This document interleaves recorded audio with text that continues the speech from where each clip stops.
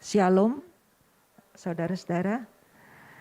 Mari kita meneduhkan hati kita untuk boleh merenungkan firman Tuhan dan kiranya Roh Kudus yang boleh bekerja dengan bebas di antara kita saat ini.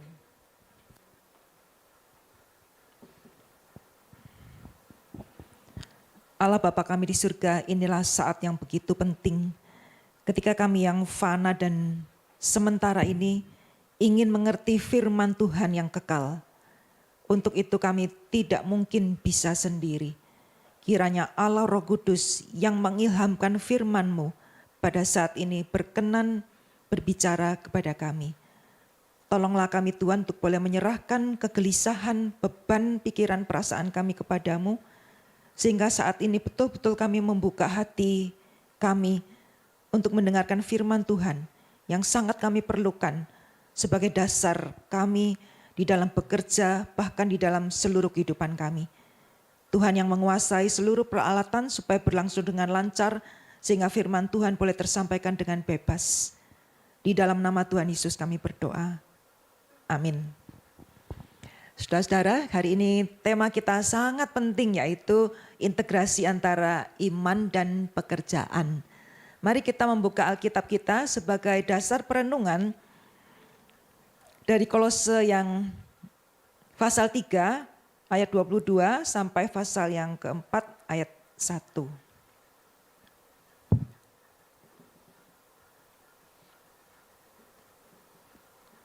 Kalau sudah menemukan, saya akan membacakan untuk kita semua. Hai hamba-hamba, taatilah Tuanmu yang di dunia ini dalam segala hal. Jangan hanya di hadapan mereka saja untuk menyenangkan mereka, melainkan dengan tulus hati karena takut akan Tuhan. Apapun juga yang kamu perbuat, perbuatlah dengan segenap hatimu, seperti untuk Tuhan dan bukan untuk manusia. Kamu tahu bahwa dari Tuhanlah kamu akan menerima bagian yang ditentukan bagimu sebagai upah. Kristus adalah Tuhan dan kamu hambanya. Barang siapa berbuat kesalahan, ia akan menanggung kesalahan itu karena Tuhan tidak memandang orang. Hai tuan-tuan, berlakulah adil dan jujur terhadap hambamu, ingatlah kamu juga mempunyai Tuhan di surga. Sampai sekian pembacaan firman Tuhan, berbahagia kita yang membaca, merenungkan, khususnya yang melakukan di dalam kehidupan sehari-hari. Nah saudara-saudara, suatu kali di dalam sejarah diceritakan ada satu lukisan yang membuat kontroversial. Kalau zaman sekarang itu kira-kira viral gitu. Lukisan yang dibuat oleh Sir John Everett Millais. Nah teman-teman, kalau kita perhatikan di situ ada satu gambar workshop dari tukang kayu atau sekarang tukang mebel. Dan diperhatikan di situ yang di tengah itu ada seorang anak yang tangannya terluka.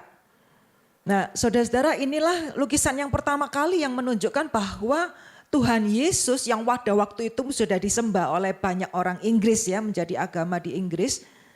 Inilah pertama kalinya ada satu lukisan yang begitu realistis. Yang kemudian gara-gara lukisan ini kemudian pelukisnya banyak dikecam karena rasanya kok nggak pantas gitu. Melukiskan Tuhan Yesus yang mulia itu menjadi seorang anak yang bahkan nggak pakai sepatu, nggak pakai sandal ya, cekeran kalau bahasa Jawa. Sederhana, rambutnya biasa, bahkan kemudian di situ tangannya terluka. Rasanya kok tidak sakral, tidak suci gitu. Sehingga kemudian bahkan diceritakan bahwa Ratu Victoria yang waktu itu menguasai Inggris, itu ratu yang sangat hebat sekali ya. Anak-anaknya itu menjadi raja-raja yang hebat juga. Jadi sampai ratu itu penasaran, lukisan yang kayak apa sih sampai jadi kontroversial, viral seperti ini. Coba aku mau melihat sendiri. Karena dia sangat ingin tahu bagaimana lukisan ini kok sampai menggemparkan.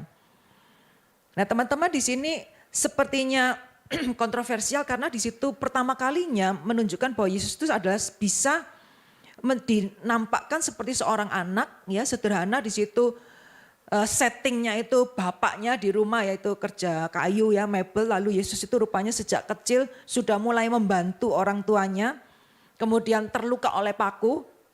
Nah sebenarnya lukisan ini juga banyak makna-makna simbol sakral ya. Misalnya di belakang itu ada semacam ada segitiga melukiskan Allah Tritunggal. Lalu ketika tangannya itu berdarah, lalu darahnya itu menetes ke kaki.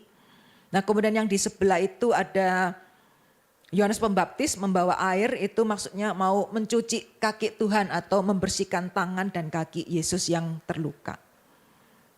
Nah pada waktu itu rasanya orang sangat membedakan yang mana sakral, yang mana duniawi. Sehingga mereka tidak siap. Tetapi sebenarnya saudara sekalian kalau hari ini kita semakin sadar bahwa iman dan pekerjaan itu sesuatu yang sangat sulit dipisahkan.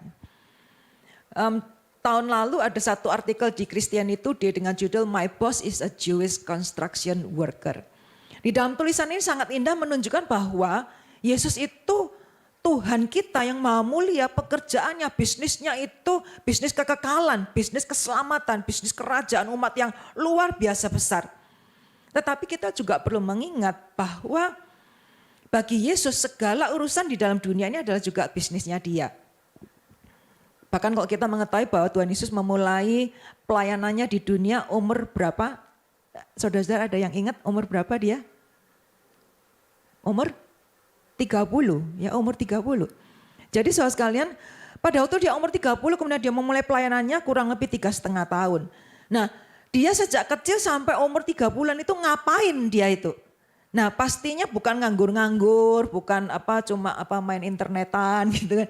Dia pasti sama seperti orang-orang zaman dulu, bahkan umur belasan anak zaman dulu itu sudah menikah. Ya, belasan tahun mereka sudah menikah. Jadi artinya Yesus sejak remaja pemuda dia sudah terlibat di dalam pekerjaan yang biasa itu, yaitu membantu orang tuanya.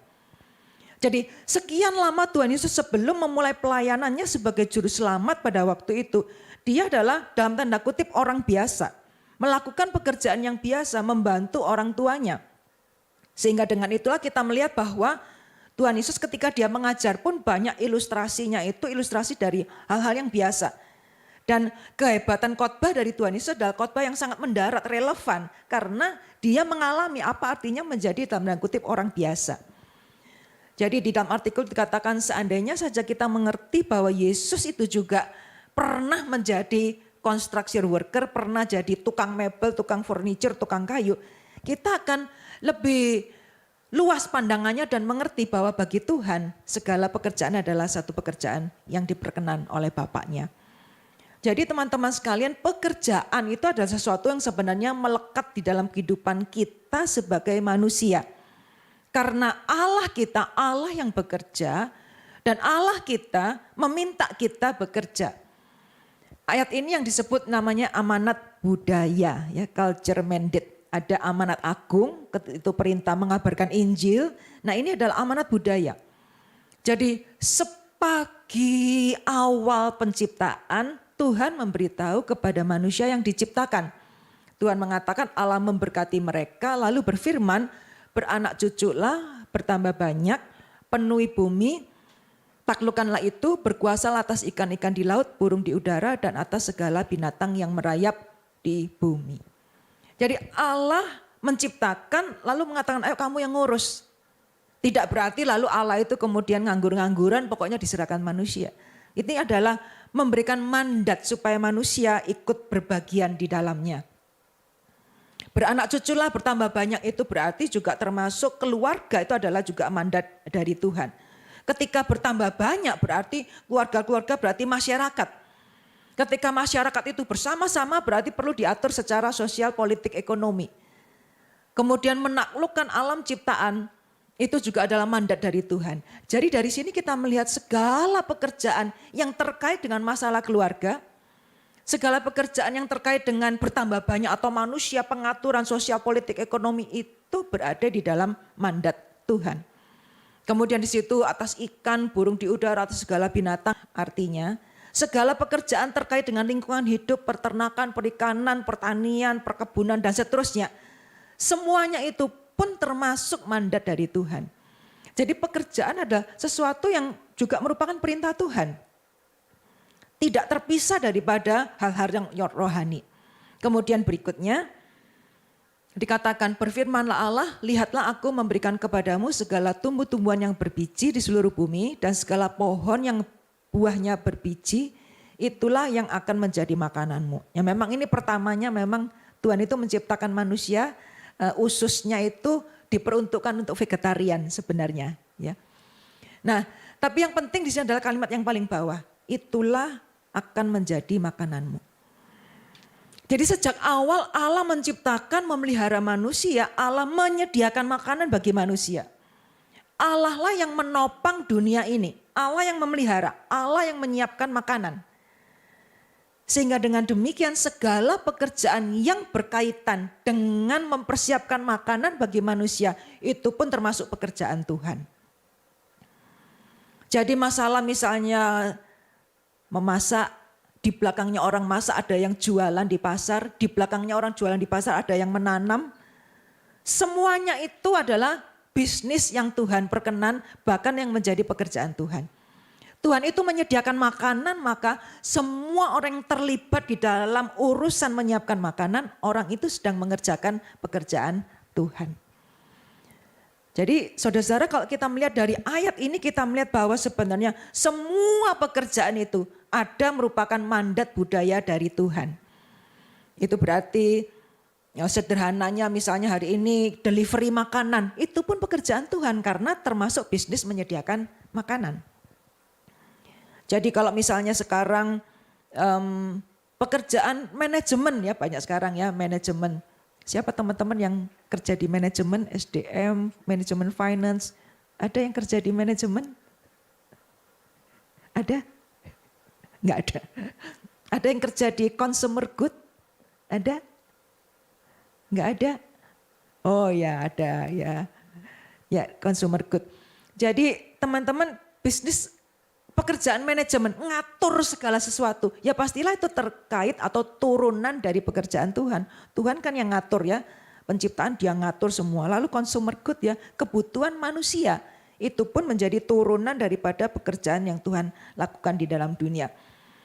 Musik ya apalagi ya, kita melihat bahwa sepanjang perjanjian dari Kejadian sampai Wahyu ada cerita mengenai musik itu menjadi satu bagian ibadah. Lalu kalau misalnya Bu, kalau internetan bagaimana Bu hari ini? Semua daring online.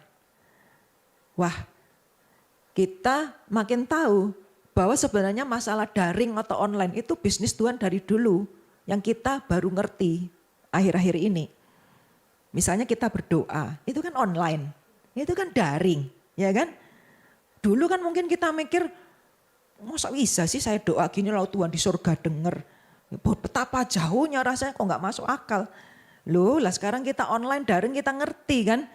Kita di sini Jakarta bisa ngomong dengan orang di Afrika, di Inggris, di manapun kita bisa. Karena ini yang gak kelihatan ini. Jadi somehow masalah online daring itu juga bisnis Tuhan dari dulu yang kita baru ngerti. Jadi teman-teman, semua hal baik yang kita lakukan dalam rangka memelihara, mengembangkan dunia ini demi kebaikan manusia itu adalah kepanjangan tangan Tuhan yang mencipta dan memelihara isi dunia ini. Jadi kita hari ini belajar basic dasar kenapa kita bekerja. Karena Allah Tritunggal itu bekerja sampai pada hari ini. Allah Bapa bekerja. Allah Bapa bekerja mempersiapkan umat kerajaan Tuhan ya dalam tanda kutip koloni. Di antara koloni yang berdosa ini Tuhan memilih orang, menetapkan, menggerakkan, membentuk sampai terjadi umat kerajaan Tuhan. Itu bisnisnya Allah Bapa. Dia mencipta, dia memelihara, itu bisnis yang dilakukan oleh Allah Bapa. Di dalam Yohanes 5 ayat 17, Yesus mengatakan, Bapakku bekerja sampai sekarang, maka aku pun bekerja. Jadi Allah Bapa selalu bekerja.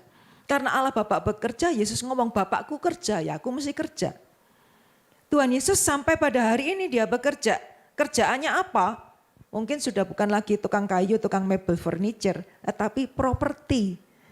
Ya, di dalam Yohanes 14 ayat 2 mengatakan, aku pergi menyediakan tempat bagimu. Nah, Tuhan lagi membangun properti ya, development buat saudara dan saya. Dia membangun tempat. Nah, Tuhan bilang, kalau enggak pasti aku enggak ngomong, tapi masanya aku akan pergi mempersiapkan tempat bagimu. Salah satu pekerjaan Tuhan Yesus menyediakan rumah bagi kita.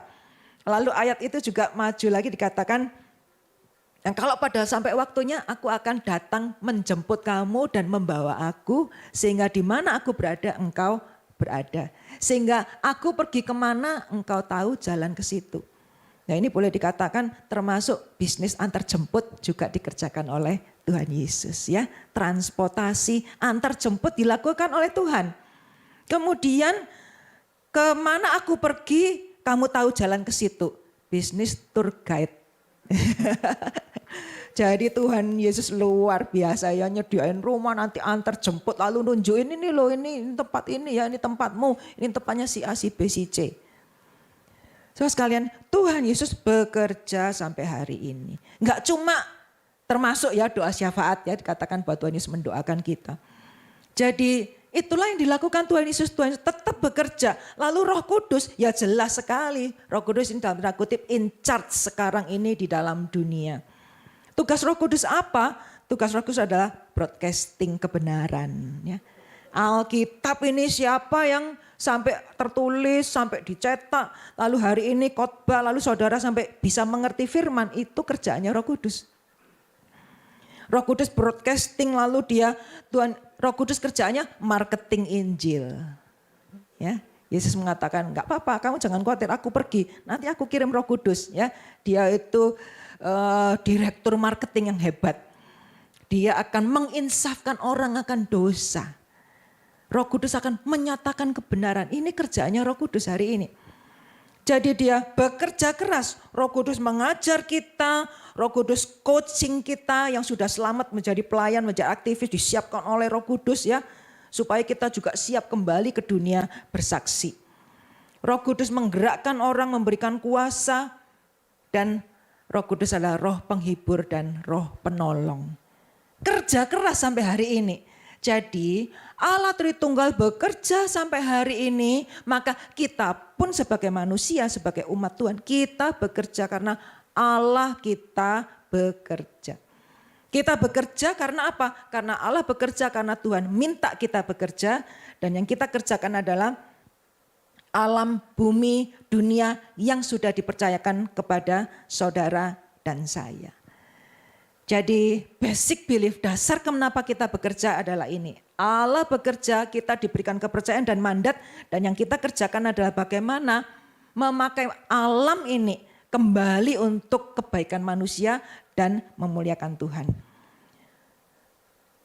Oleh karena itu karena kalau kamu dipaksa untuk bekerja, dipaksa untuk melakukan yang terbaik, itu akan memunculkan di dalam dirimu ya perbaikan, pendewasaan, temperamenmu, kemampuan mengendalikan diri, kerajinan, ketekunan, bahkan sukacita dan kepuasan. Banyak kebaikan-kebaikan lain yang akan terjadi ketika kamu bekerja. Yang tidak akan terjadi kalau kamu nganggur-ngangguran.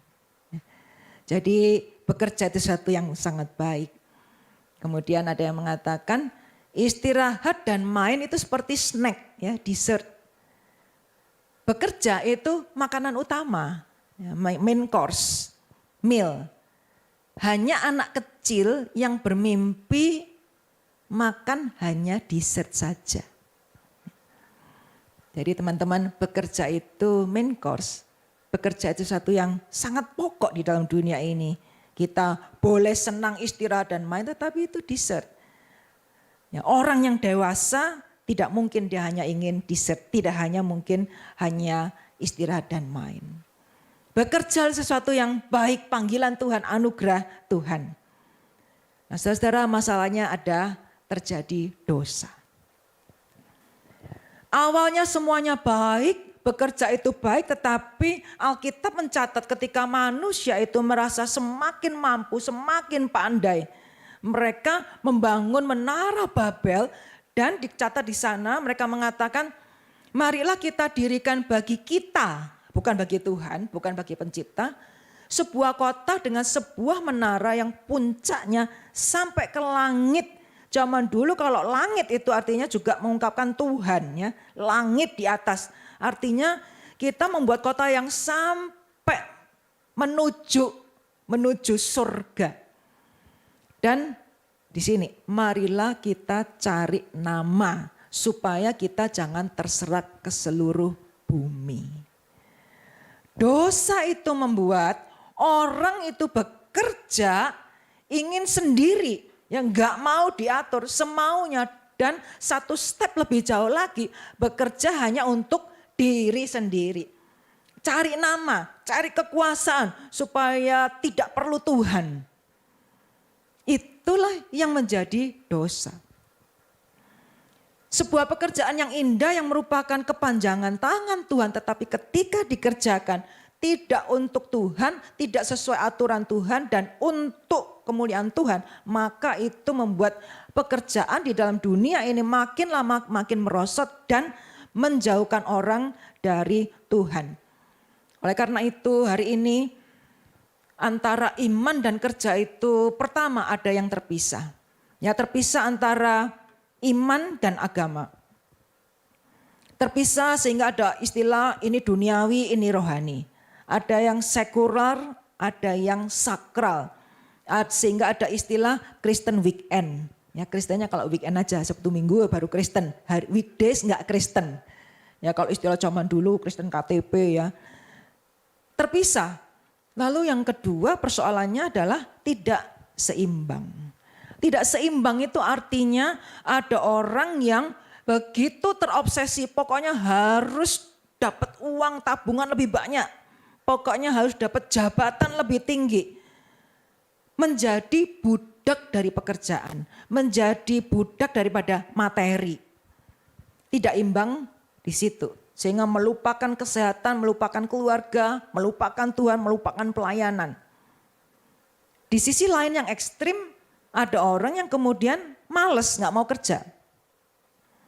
Tidak seimbang, kemudian dengan berbagai alasan tidak bekerja. Ya, bekerja selalu menawar-nawar, mencari yang sesuai dengan panggilan, dengan passion, dengan bidang, sesuai dirimu, dengarkanlah dirimu sendiri, jangan dengarkan orang lain, dan lain sebagainya. Tapi di ujung-ujungnya adalah malas. Itu namanya tidak imbang. Dan yang ketiga yang berbahaya, karena dosa, maka pekerjaan itu menjadi tumpuan identitas diri seseorang. Karena tadi bukan untuk Tuhan tetapi untuk saya. Sehingga ketika dia bekerja, kalau sukses dia menjadi sombong.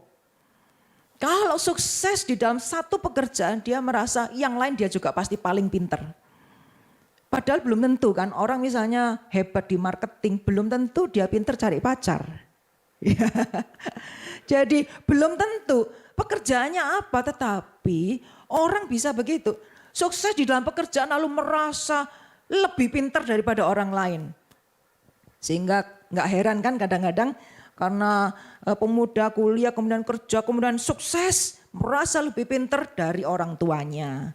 Merasa lebih pintar dari bosnya gitu. Jadi kesuksesan pekerjaan membuat dia lupa diri. Tetapi juga sebaliknya. Ketika membuat pekerjaan itu menjadi identitas diri, ketika pekerjaannya itu enggak sukses, ketika pekerjaannya itu naik turun, ya, itu juga menjadi identitas diri dia. Ketika dia pekerjaannya jelek atau tidak bekerja, down, ya, dia merasa minder karena sangat melekat identitas diri dengan kesuksesan di dalam pekerjaan. Nah karena itu berbahaya sekali ya kan, karena pekerjaan di dalam dunia ini kan sesuatu yang tidak pasti sampai seumur hidup kita. Jadi teman-teman, ini 3 bahaya ketika kita memisahkan iman dan pekerjaan kita. Mungkin di titik ini kita bisa berhenti sejenak. Nah, coba kita pikir pelan-pelan. Saya kira-kira sering jatuh yang mana? Apakah saya ini sepertinya jatuh di nomor 1? Yaitu memisahkan. Atau saya nomor 2, gak imbang. Atau saya nomor 3 sepertinya. Kita masing-masing bisa memeriksa diri dan memohon perbaikan dari Roh Kudus untuk hal ini. Nah karena Allah kita itu Allah yang mengatur segala sesuatu, maka Alkitab pun teman-teman di sini berbicara juga mengatur mengenai basic dan etik daripada pekerjaan. Kolose ini kan surat di dalam Alkitab untuk jemaat, tetapi juga memberikan nasihat-nasihat di dalam etika bekerja dan di dalam motivasi kerja. Sehingga di sini kita melihat dua hal yang diatur ya. Kalau kita melihat di atasnya itu hubungan antara anggota dalam rumah tangga, mengatur istri, suami dan anak, kemudian juga mengatur mengenai pekerjaan. Sehingga di sini Tuhan itu mau tahu dan juga memberikan dasar. Kalau kita sebagai hamba atau pekerja atau staf, ya Tuhan mengatakan taatilah Tuhanmu dalam segala hal. Dalam segala hal dan jangan hanya kalau ada mereka saja, tetapi dengan tulus karena takut akan Tuhan. Lakukan semua hal dengan segenap hati untuk Tuhan. Inilah yang menjadikan satu basic. Artinya kalau kita itu kebetulan menjadi hamba atau staf atau karyawan, kamu harus taat, kamu harus sadar, harus tahu diri. Kamu itu ya staf, kamu itu hamba, bukan bos. Ya, sehingga sepandai-pandainya bagaimanapun kita, menurut kita harusnya begini. Kalau bosnya ngomongnya A ya kita mesti ikut A, wong dia bos kok, bukan kita. Ya. Jadi taatilah dalam segala hal dalam pengertian itu. Dan perlakukanlah Tuhanmu itu dengan kejujuran, dengan kebaikan.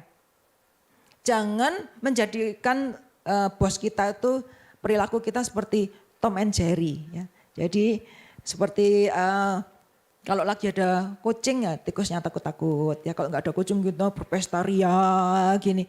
Jadi nggak baik juga kalau kita tuh sebagai orang Kristen lalu di tempat pekerjaan perilaku kita seperti itu. Kalau ada orang bos kita kerjanya baik, begitu nggak ada bos ya sudah pergi. Wah kita kemudian santai-santai. Ya zaman sekarang misalnya masalah internet ya di pekerjaan. Kalau ada bos, wah kita benar-benar kerjaan. Begitu pulang udah bebas, wah kita nonton yang lain. Nah teman-teman hal ini nggak baik. Ya. Di etika pun di sini Tuhan mengajar, kerjakan yang terbaik. Do the best. Sehingga kemarin saya juga membaca satu buku dan kutipan mengatakan nggak ada orang sukses kalau dia mengerjakan apa adanya. Orang sukses itu akan mengerjakan yang terbaik yang bisa dia lakukan. Pelan tapi pasti kualitas kinerjanya akan diketahui orang sekitarnya. Jadi kerjakan yang terbaik karena apa? Untuk Tuhan.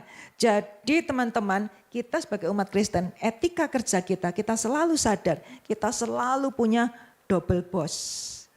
Bos yang kelihatan dan di atas itu the big boss adalah Tuhan sendiri. Selalu kita punya big boss, selalu punya double boss di dalam dunia ini. Sehingga kita nggak boleh semau-maunya kita. Di dunia ini selalu ada yang namanya pimpinan, selalu ada yang di atas kita. Kita di rumah ada orang tua. Sehingga mari kita melakukan yang terbaik karena di belakangnya itu ada Allah kita yang menjadi Tuhan kita. Nah kalau kita diberkati Tuhan lalu kita menjadi tuan, menjadi pimpinan, di sini katakan harus adil dan jujur terhadap hambamu. Jangan pilih kasih, jangan ras. Ya, perlakukan orang secara adil berdasarkan kinerja yang dia lakukan. Dan belajarlah jujur terhadap hambamu. Jangan memperalat, jangan tidak jujur.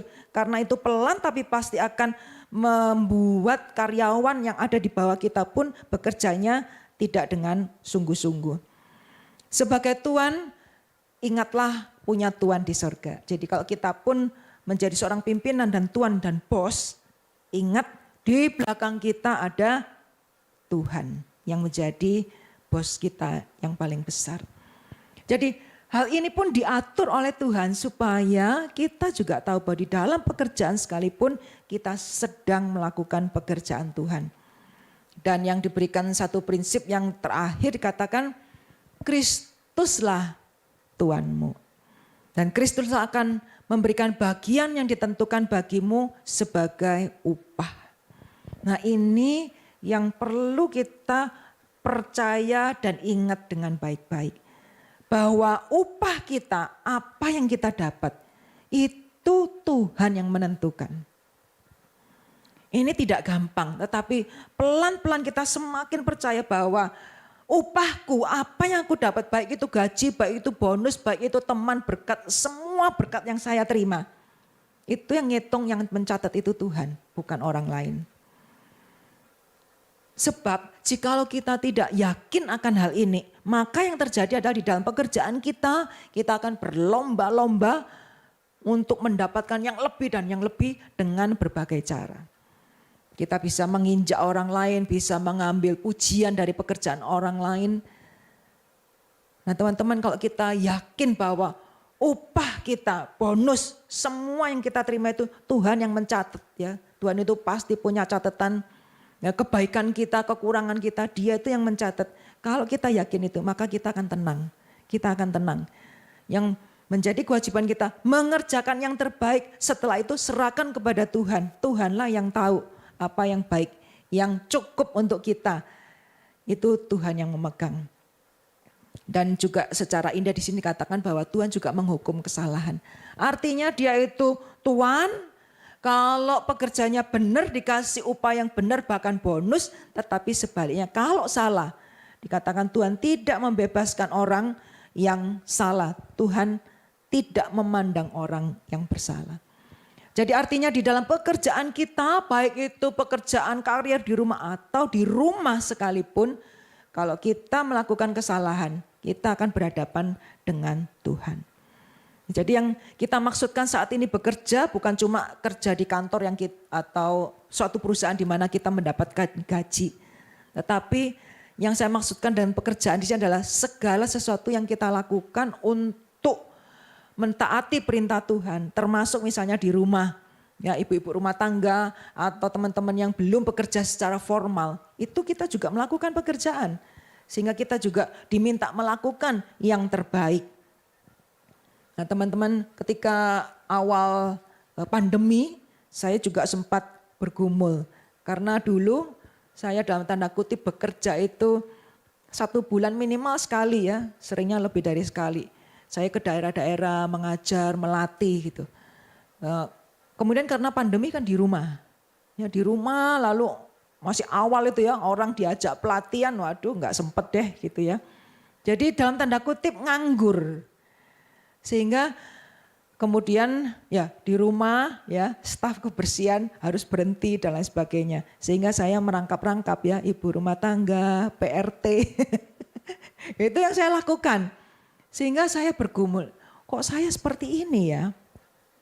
Tetapi di dalam pergumulan itu saya menemukan ya firman Tuhan yang kita bahas hari ini.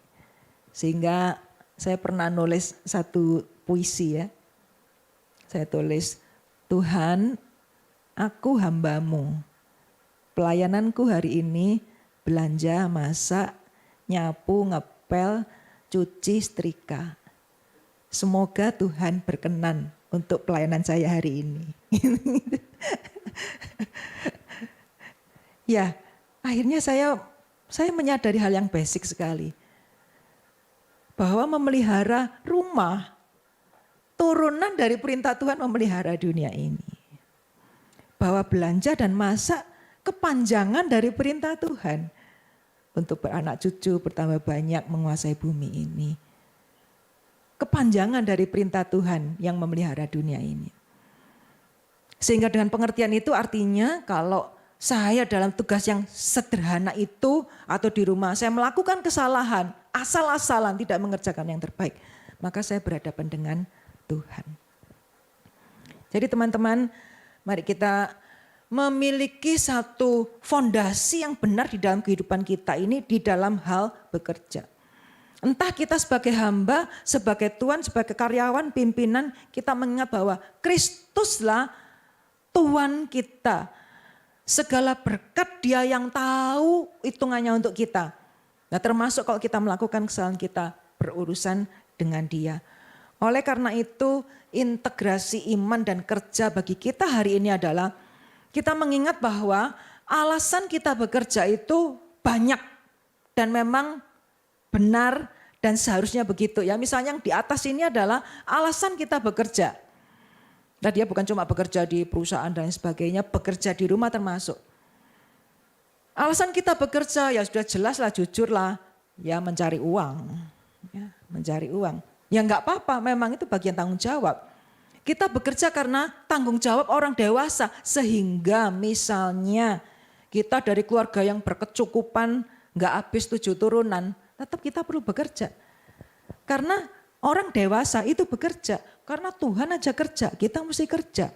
Bukan berdasarkan aku perlu uang atau tidak.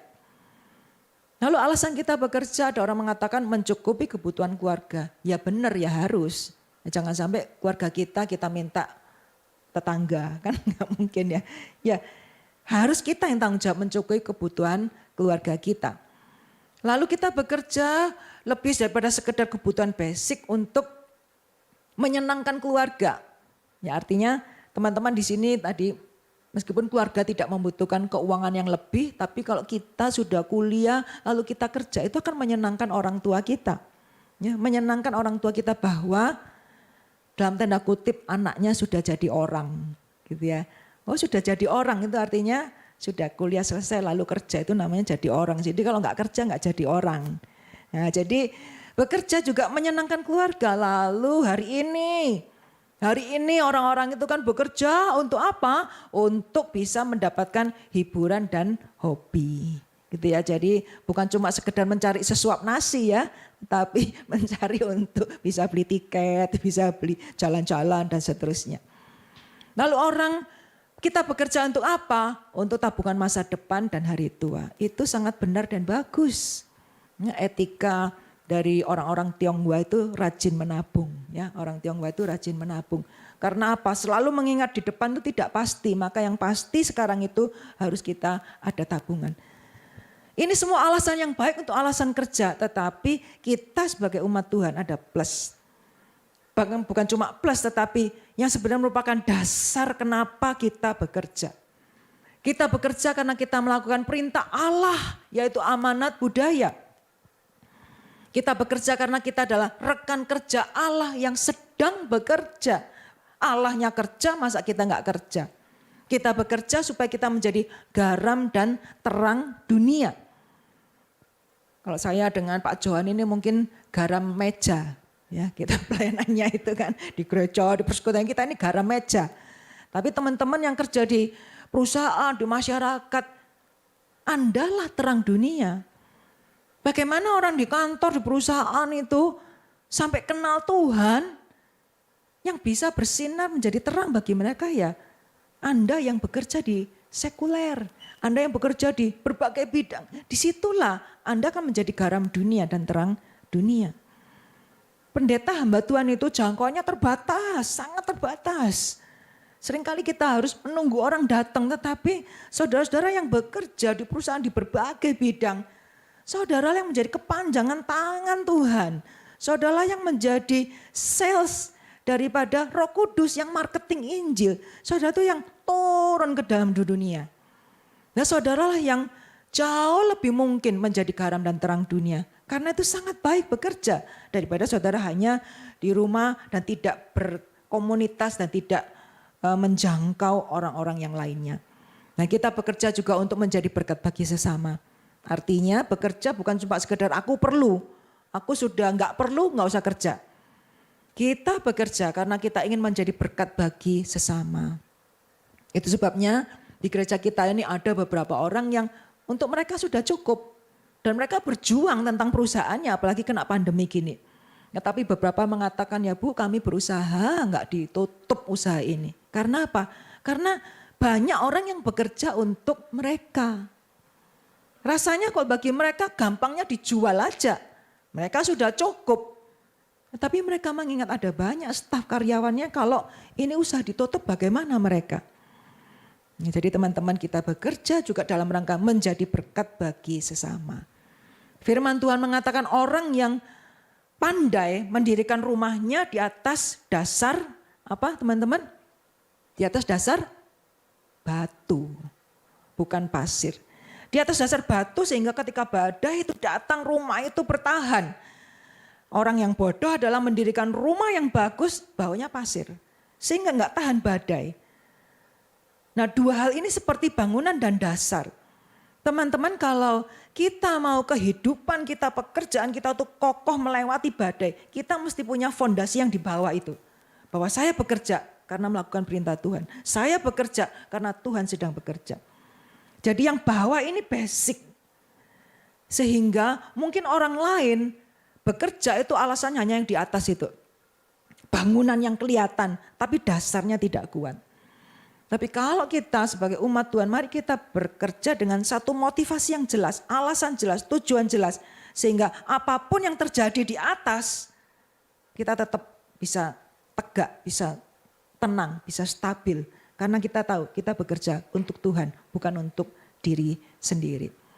Jadi semua alasan bekerja kita sama dengan orang lain, tetapi plus. Ya, plus bahwa kita bersama dengan Tuhan dan melakukan untuk Tuhan. Oleh karena itu teman-teman, ada gambar 1, ada gambar 2. Yang pertama adalah orang itu di dalam pekerjaannya, seumur hidup dia bekerja, dan di dalam pekerjaan itu dia berjalan dengan iman.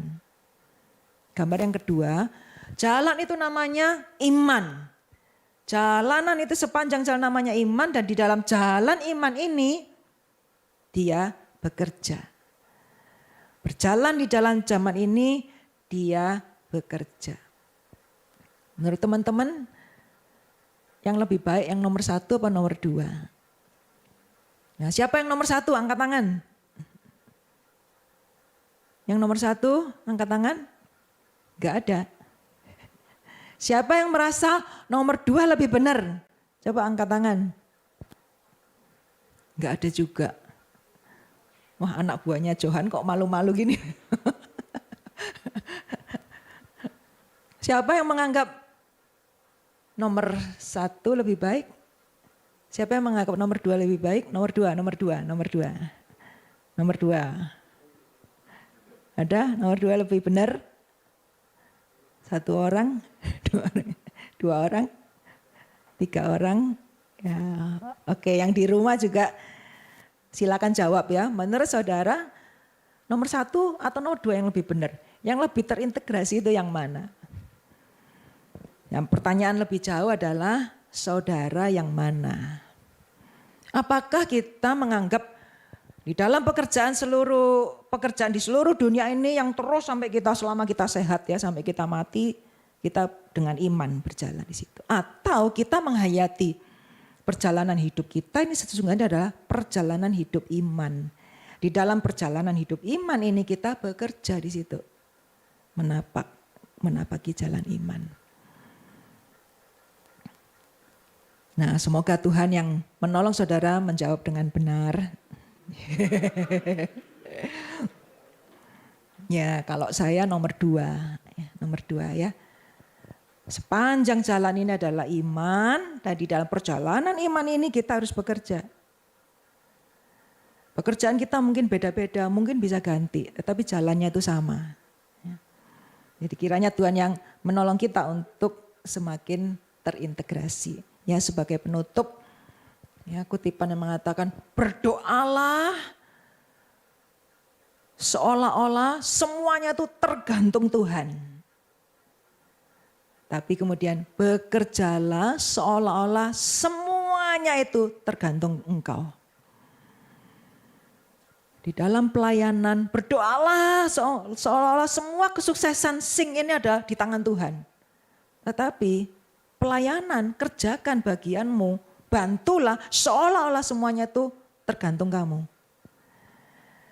Dengan demikian kita bisa berdoa dan bekerja. Ya. Mari kita berdoa. Allah Bapa kami di surga, terima kasih Engkau Allah yang bekerja, Engkau yang begitu jelas memberikan contoh, teladan bahwa Engkau bekerja sampai pada hari ini. Kiranya Tuhan menolong kami semua supaya kami juga semangat bekerja dan memandang pekerjaan sebagai bagian kami menyenangkan Tuhan. Tolong kami yang sudah bekerja, Engkau mengetahui Tuhan kalau ada di antara kami yang sudah menyeleweng dari tujuan yang sebenarnya, Engkau mengampuni seandainya ada di antara kami yang memisahkan pekerjaan dengan kerohanian. Ampuni kami yang tidak seimbang dan ampuni kami yang terlalu meletakkan identitas diri kami dalam pekerjaan. Tuhan kiranya menolong kami semua jemaat-Mu yang mengikuti ibadah pada hari ini. Supaya kami semua semakin bisa sadar bahwa upah berkat dari Tuhan. Dan kami semakin semangat memberikan yang terbaik. Karena kami tahu Engkaulah Tuhan di atas segala Tuhan. Engkaulah yang menguasai kehidupan kami. Dan Engkaulah yang mau memakai kami menjadi kepanjangan tangan Tuhan. Mewujudkan rencana Tuhan yang sempurna di dalam dunia yang sangat tidak sempurna ini. Kiranya Roh Kudus yang menolong kami untuk melakukan firman-Mu. Di dalam nama Tuhan Yesus kami berdoa. Amin.